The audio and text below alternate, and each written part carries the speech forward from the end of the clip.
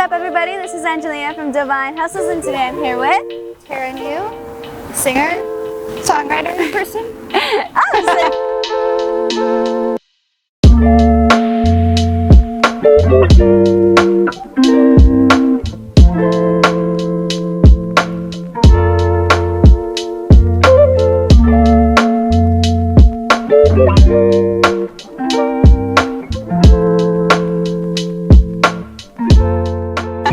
Okay, let's talk about your career, singer-songwriter person. How did that start up?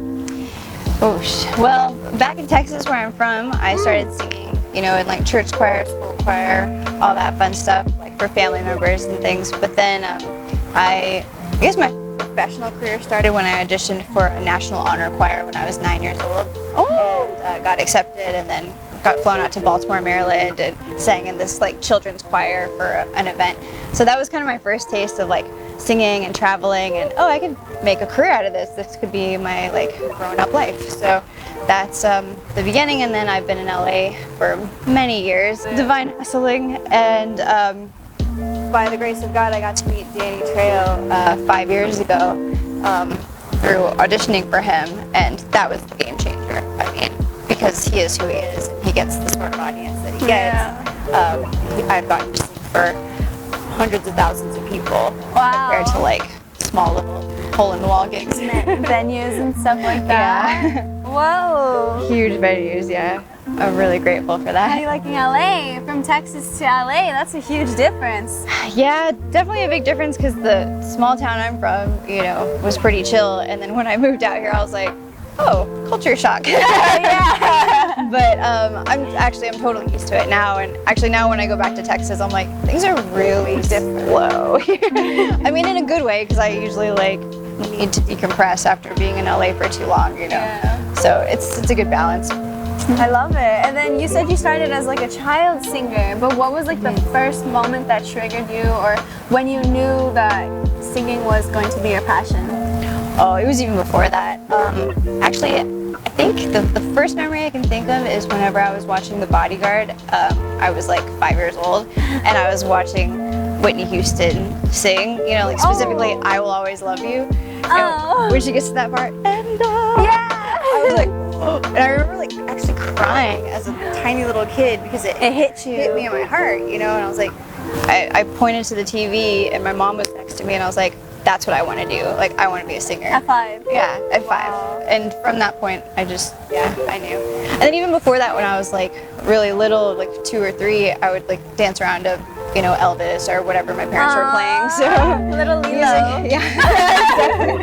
And then how would you define music outside of just being something that you're passionate about or something that hits the soul? How would you define it, and then how would you think music? Like if you could speak and meet music. Oh, well, so music is this magical thing.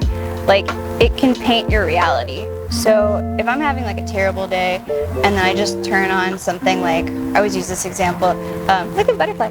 I'm like, butterfly. Speaking about magic. Yeah, seriously, magic is, I'll play like Pharrell, like Happy, and I'm like, actually, things are fine. Or Don't Worry, Be Happy by Bobby Darin or whatever. And then it just shifts your perspective, so that's the magic of music. And also you can have like a room full of people who disagree on politics, disagree on religion, can't stand each other, just arguing, and then you play like a song by the Beatles or something that they all know, and they'll all start kind of singing along. Music has this amazing ability to unite people, and I'm like, I want to be part of that. Like, that's the magic of music, So. And then singing for like thousands of people, do you ever get stage fright? Like, have you ever gotten stage fright? Oh yeah, all the like time? every single time. But I've gotten used to like the physical sensation of stage fright, like the beating heart. What do you feel? So my heart will race, my stomach will feel kind of upset, like I'll feel this like almost choking in my throat. Oh my goodness. And I'm like, okay, breathe, take some deep breaths, and just sort of like embody that feeling, let it pass, and then do your thing, I used to like shake in the knees and everything, but now I've gotten used to it and like, okay, here's that thing that happens, all right, okay, just go do your thing, and then it's fine. So yeah, actually one of my favorite quotes is feel the fear and do it anyway. So That's what I do every time I get on stage. That's huge though, because if you don't take that risk, you will never know what could have been. I have the worst stage fright, like the worst. Like if you were to ask me to sing for you right now, I'd be like, So I think you should sing for me right now. Feel the fear and do it anyway. Just a little bar or something. Just go for it. Girl, I told you. What about you? I could do something. Oh, we were just talking about Amy Winehouse. Let's hear it.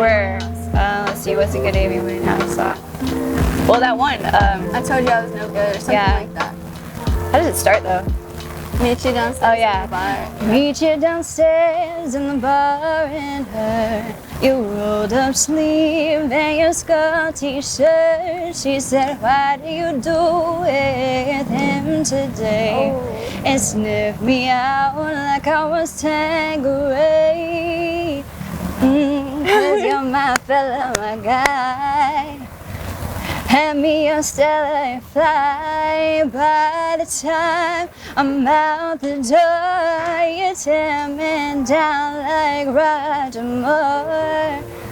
I cheated myself. I don't know how to sing it. She could have inserted it. You did. I was like, I honestly have no idea what that song is. I mean, I guess it's sort of about like a guy and a girl and one's cheating on somebody, but I didn't understand it. There's all these lyrics that are like as music is an art, it's almost like, what's your perspective with any piece of art? What's your perspective of it? And then like my perspective of that song, I think it's more like she knows, like she said, you know, I'm trouble, I'm no good. Like she's putting herself down because she doesn't feel that she's worthy, or she knows that she's gonna mess up, so she's warning him, but he still keeps on coming back. Yeah, which is always great when you got a guy like that. Dude, I'm a total mess. Wow, you're sticking with me? You're still here? Like, I broke your heart how many times?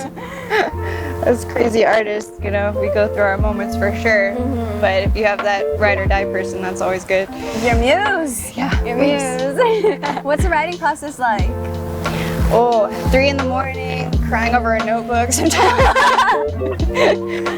Sometimes, but sometimes it's just like a beautiful sunset will hit me and I'll be like, oh, I'll feel it in my heart. A happy feeling. Yeah, or even after watching like a really good movie or something that makes you think, or reading a good book, I'll feel inspired and I'll just start writing. A lot of times it starts with like a poem for me, and then I'll maybe hear a melody line in my head, and then I'll get with some musicians, you know, and be like, kind of hum it for them. Let's do this. Yeah, and then we bring it to life. Yeah, that's super fun. I've always been curious about like the whole songwriting process, like how, because I watched a ton of videos and I'm like, okay, so they say you need your chords, you need your melody, you need your lyrics, and I was like, what? Okay, so many things. So many things. Yeah.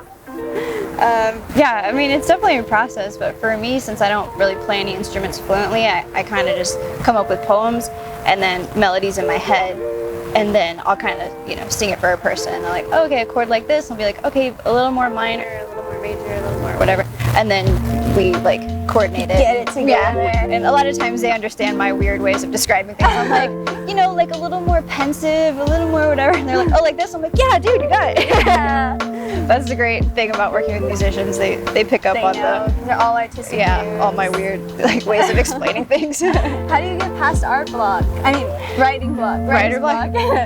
Well, honestly, like I'll come to the beach or something like that to just get out of my head. Yeah, just being near the ocean, actually going into the ocean, makes me feel like I'm like reborn a lot of the time. So it's a very like cleansing, like, all right, next chapter, start over. That's actually really, really crazy that you just said that, because I could have sworn it was yesterday. I read a quote and it, see, I just went blank right now. Is it a good quote? It was a good quote. That's what okay. It literally had to do with you just said. It had to do with that whole experience of going through it. Like the more you become blocked, it's okay to. Oh, I got it. Okay, the more you become blocked, it's okay to just take that time to play. That work isn't as fun if you don't have that balance. So it's okay, like you said, especially as an artist too. You need to go to places like this to get that inspiration. So whereas other people would be like speaking down or stereotyping artists like they're just lazy, blah blah blah blah blah. No, like. Oh yeah. that's a stigma that's really like hard to get over sometimes. They're like, artists are lazy. I'm like, no, we're vibing things out, you know. Yeah, like, and sometimes you need a second, you know. You do. The rush and hustle and bustle of the world is not, you know, conducive to writing or creating anything that really matters. So you got to kind of get quiet and listen to what's going on in your heart and what's going on around you, and be still to write truth. Now time for the last messages. Okay. So our first message is gonna go out to the youth. Oh, to the youth. Aww. Well, I love you. So that's, oh, did I make, okay. I love you, youth. I love you. And be safe, and, you know, love each other, be kind to each other. I don't think bullying is as crazy as it used to be, but, you know, if you're doing that, don't do that. Girl, it's all on social media now. Oh yeah, be nice on social media to each other, love each other, love, light, and good vibes. Yep. And stay in school, don't do drugs, you know, the usual stuff. And then to hustlers out there grinding right now, following their dreams and passions.